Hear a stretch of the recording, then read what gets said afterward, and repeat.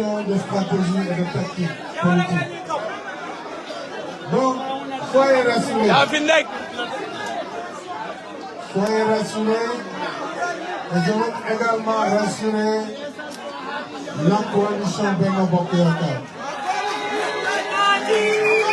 Depuis 11 ans et demi, on a travaillé sous ma direction pour imprimer des changements majeurs dans la marche de notre pays. Une marche vers le progrès et vers l'épanouissement de nos compatriotes. Ça, c'est ce qui nous motive, contrairement à ceux qui veulent détruire le Sénégal. Et nous allons en face.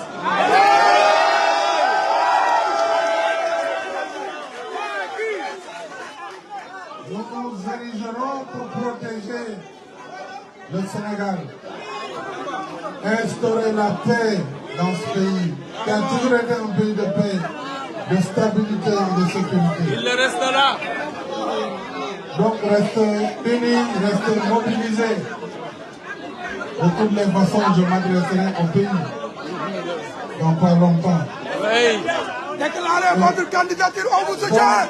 On est avec vous, le peuple est avec vous, monsieur le président. Après cette déclaration, pour aller vers la marche du progrès et vers la victoire de 2024.